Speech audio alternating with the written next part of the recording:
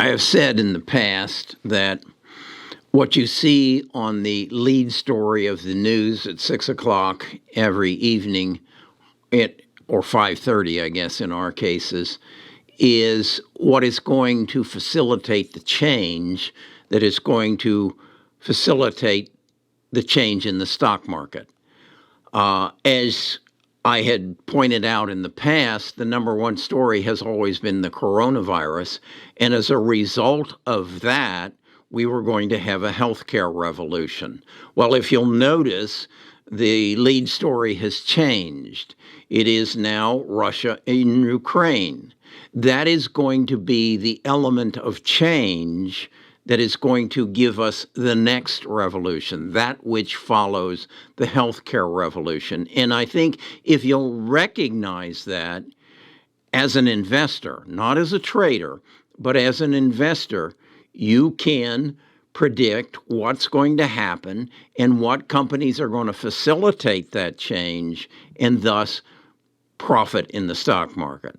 That's the lesson. That's the area that I want to focus on in this video today, because it is an element of change and it's going to have far-reaching ramifications. And if you can recognize who's going to facilitate this change, and what I'm talking about specifically is we're in a position where we're having to make a decision. Are we going to enter World War III or aren't we? That's really the question. Vladimir has basically made it clear that he is going to take over Ukraine, and the only way we can stop him is to put drones in the air and go in and blow up that 17-mile of military vehicles heading for Kiev and blow them up. That's basically all we can do.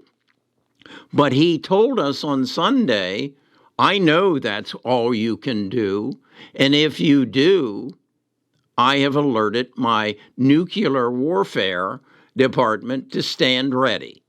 In other words, I'm ready to go to World War III because I know you will back down. That's basically what he has said. This, thus, will initiate change. And that change will give you an investment opportunity. That's what I want to explore today. I believe my portfolio is in a position, though, to take advantage of the next big thing. The reaction to Russia and Ukraine is a little further off. That's what I want to talk about today. I'm Kerry Grinkmeyer. I'm the host of Best of Us Investors. And at this end of this video, I'm going to show you my portfolio, exactly what I own, what percentages, and how I think I'm in a position to make some big money. All right. I'm not a financial advisor, though. Best of Us Investors presents Kerry Grinkmeyer.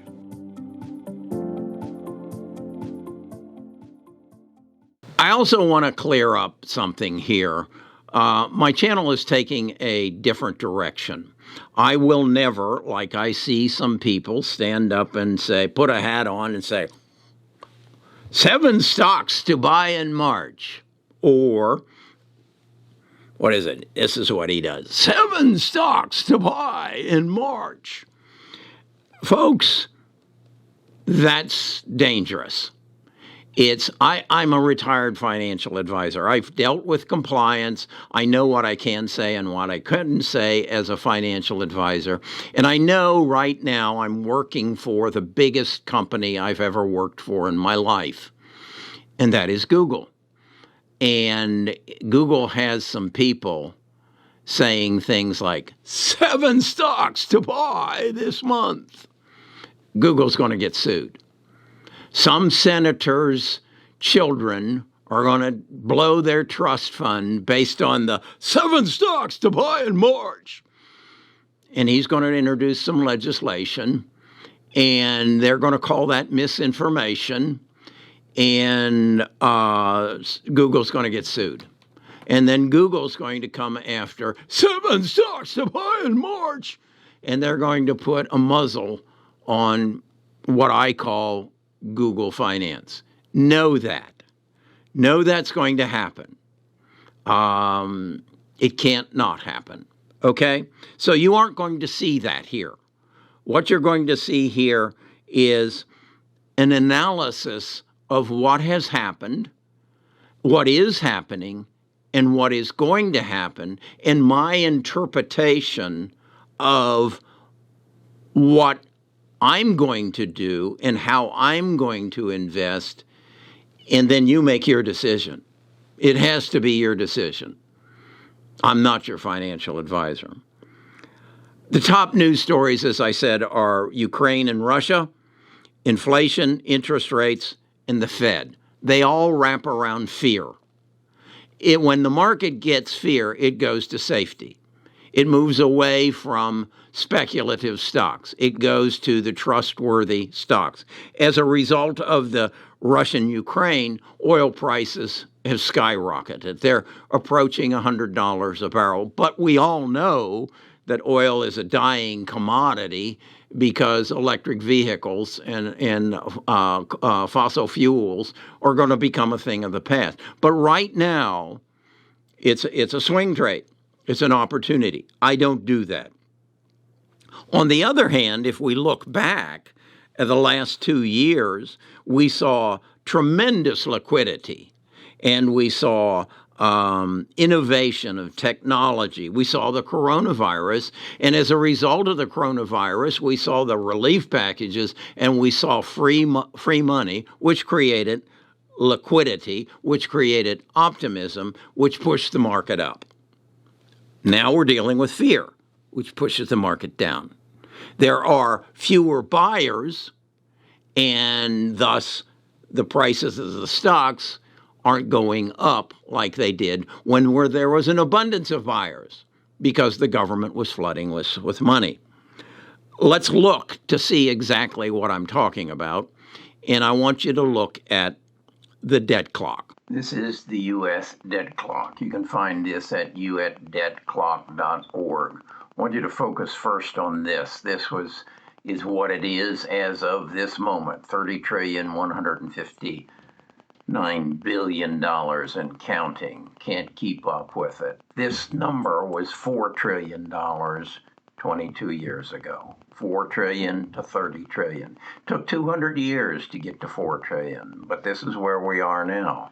In 1960, it represented 53% of our gross domestic product.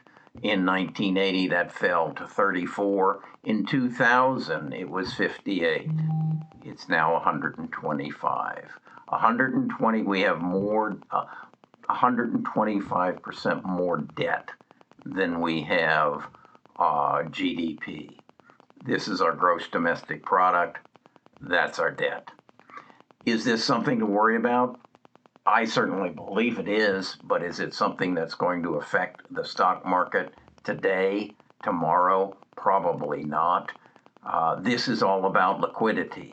As you have an inflow of debt, if the government prints money as it did through 2020 and 2021, when they printed roughly $9 trillion in a year, that money ends up somewhere, and it ended up in the stock market. It ended up in technology. It ended up in the hands of novice investors who put it to work in some very silly investments. Those investments now have collapsed. And we now have a market that is not being driven by overwhelming liquidity, but overwhelming fear. Fear of interest rates, fear of inflation, fear of the Russian-Ukraine conflict. Okay, that's how we funded the last 2 years. Let's then look at trading views to get an idea as to what change does, how it works, and how it might work in the future. So the question becomes, what happens next? As I said, the stock market, I believe, is driven by change. The digital revolution, the social media revolution, the EV revolution, and then a major part of change was the corona crisis. We saw a drop, and then we saw a liquidity as the government issued debt. That's this green line right here. Up to its current position of $30 trillion, which financed the growth of the market. But as the liquidity went away and fear came into play, and that is current, top of the fear is Russia, but also inflation and interest rates, and we've had a rotation to security. So then what happens? As we move through this, we see that the market continually corrects as a result of fear, but then rebounds as that fear is displaced by technology, innovation, and the absence of the fear. That would mean the Russian situation settles.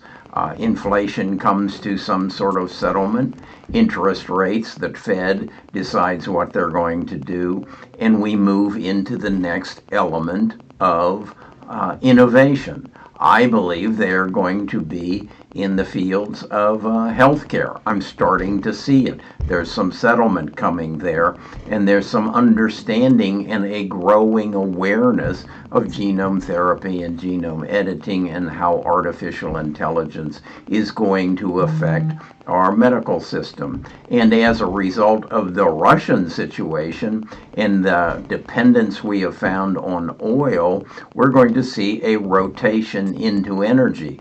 Right now, this is a very good swing trade, but it's at high and it's alternative energy, as we see that Europe is being brought to their knees by Russia's dependence or their dependence on Russia for oil, and we see a swing. I think this is a temporary swing. If you're a trader, go for it. But if you're a long-term investor, you're going to see a pullback as oil continues to be our main, oil and natural gas continues to be our main source, and energy is probably alternative energy is probably a good bet for somewhere down the road, maybe 10 years down the road. But right now, it's a swing trade. So that's where I think we're at. And with that being said, I want to share with you where I think I'm going to invest, and then share with you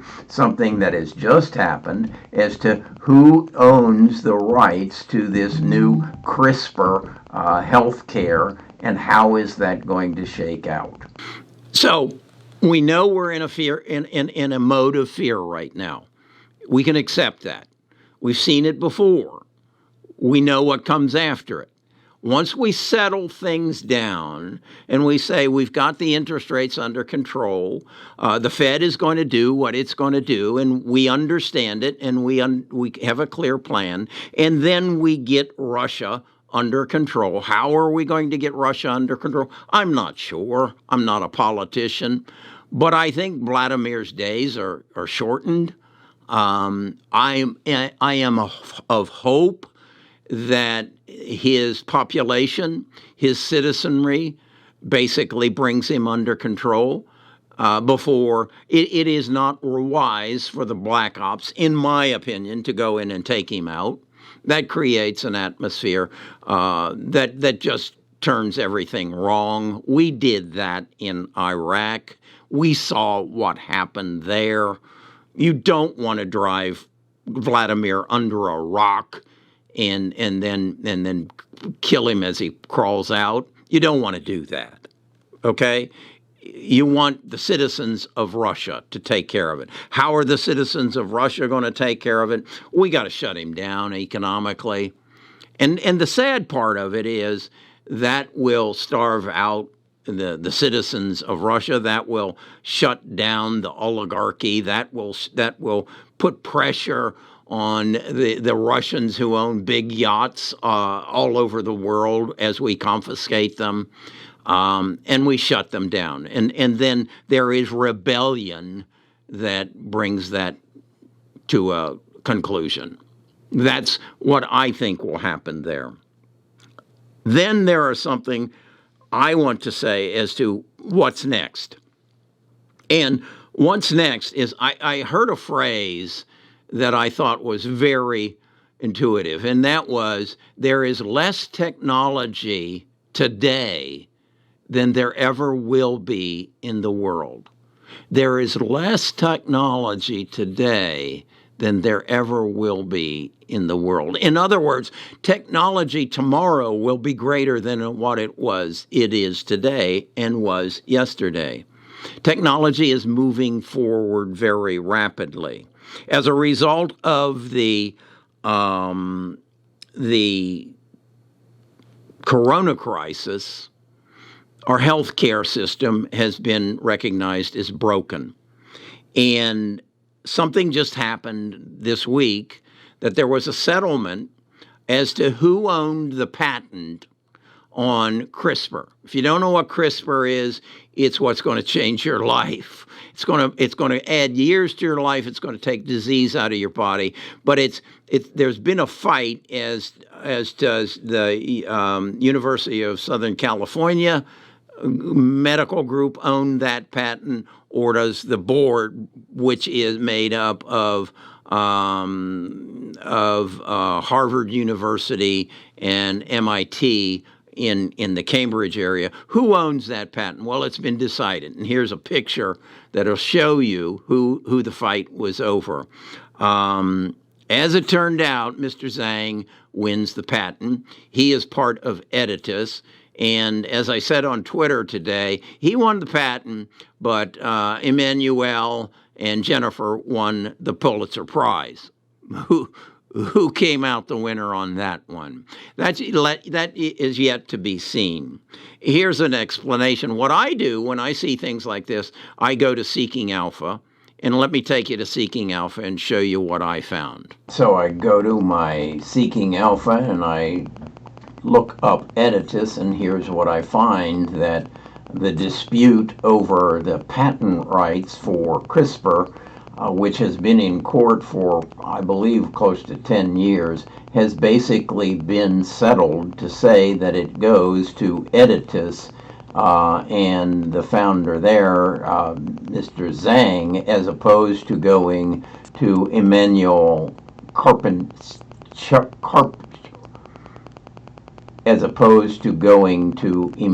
Charpentier and Jennifer Doudna. And we see the reflection of that in the stock price of Editas today, up today, up about 15%. And at the same time, we see some of the stocks that Jennifer Doudna and Emmanuel Charpentier own, such as Nutella and CRISPR, having some difficulty. What's basically going to happen here, I believe, is that these different genome therapy companies that use CRISPR are going to have to pay a royalty to Editas, but they will then, at the same time, own their rights to whatever therapies they generate for the specific diseases that they go after. Now, I'm not a patent attorney and I'm not a medical attorney, but at my understanding is that this, with some deviations or changes or expansions on the original patent, you avoid a total loss of right to do what you choose to do. So that's where I think this is at this point. So, with all that being said, I am of the belief, as an investor, not as a trader, not as a day trader, not as a swing trader, I am an investor. I believe the market is driven by change, and the biggest change is that of technology. And so I have built my portfolio around that change.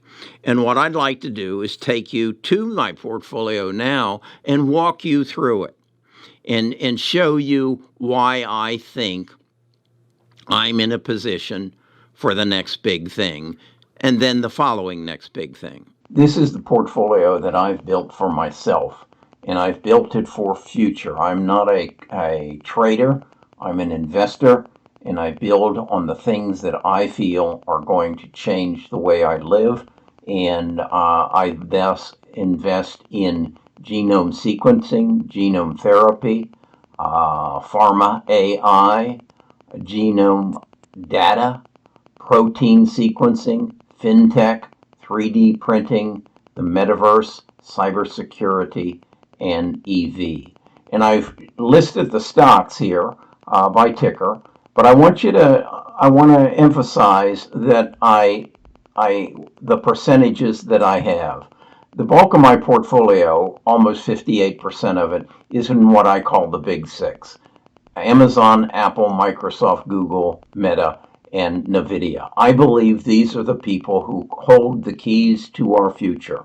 These are the people who have the data, they have the money, they have the talent, and they have access to the artificial intelligence that is going to change our world. I think then the next big area is that of what I call the health cure revolution.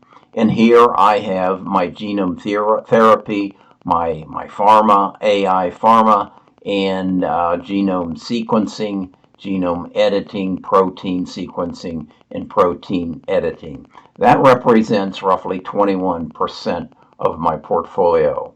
I think the next element is that of bringing the supply chain back to the United States. And I think that's going to be driven by 3D printing and robotics. I don't know who the robotics companies are at this time, although I know the largest robotics company in the world is Amazon at this point, but they do that for their distribution centers.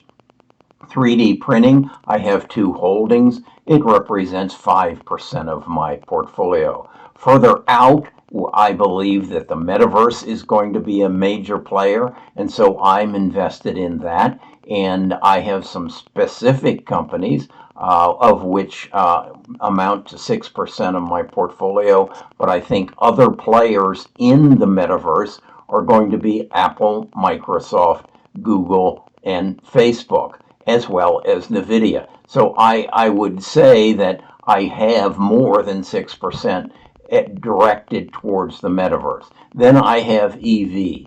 And this is just two stocks, one in the battery field and one in the mining for lithium field, represent 3%. You're going to notice the absence of any car companies in the electric vehicle business, because I have a feeling they are car companies, and car companies historically don't make money. They flash high in the pan, and I know you believe that Tesla is a technical company, a technology company, and I can't argue with that. And if in fact they weren't so connected to China, I would still own them. But up until November of last year, Tesla was my largest holdings. It is not anymore, because I felt I had greater growth potential in these areas. Then I am involved in cybersecurity, and cybersecurity is once again raising its head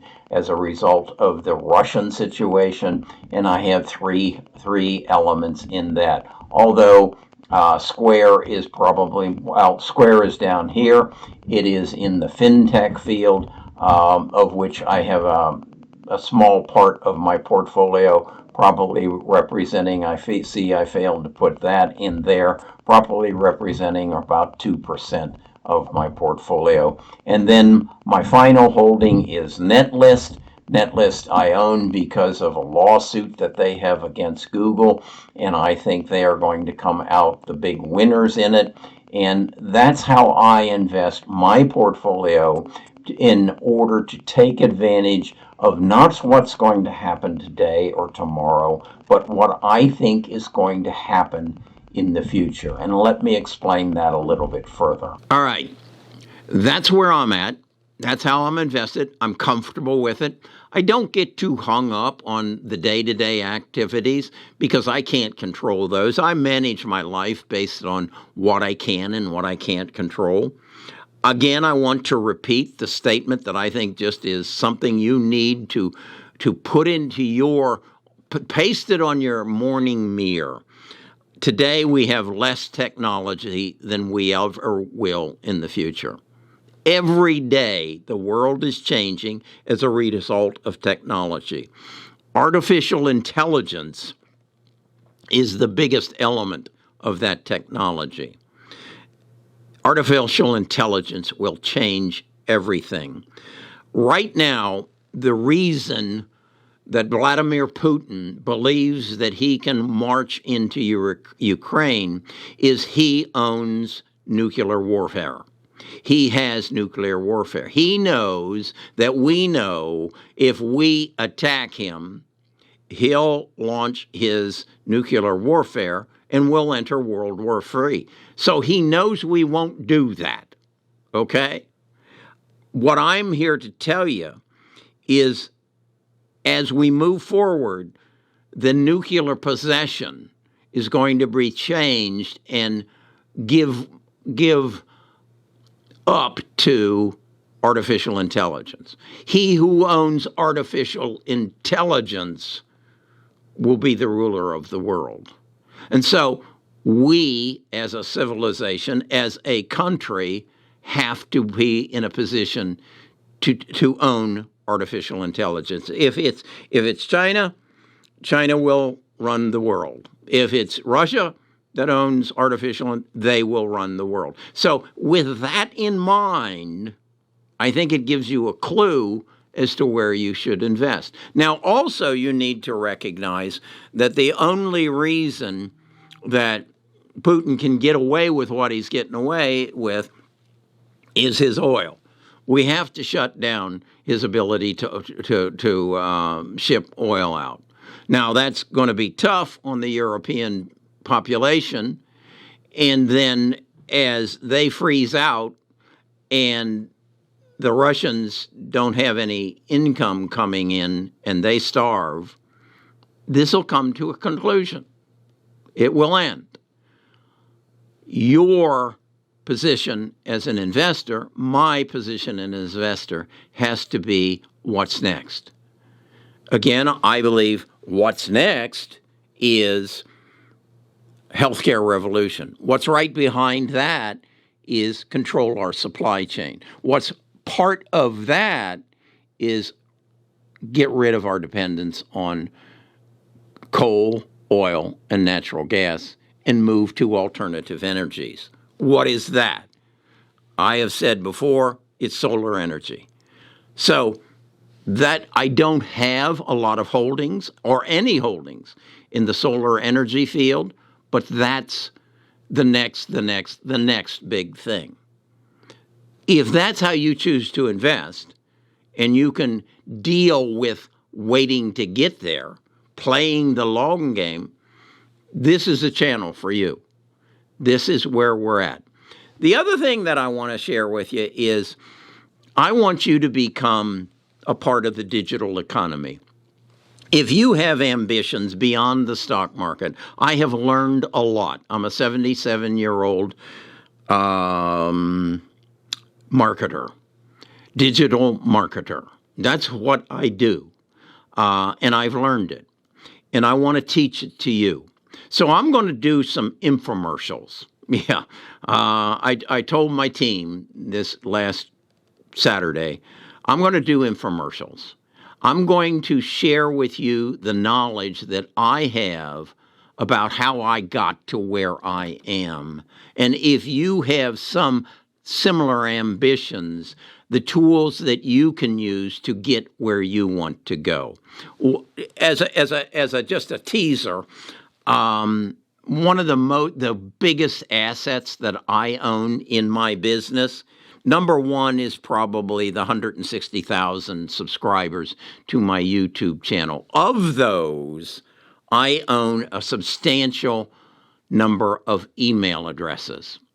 Through those email addresses, I can build literally any business I want because I have the ear and the eyes of a substantial number of people. I use an email service to communicate with them.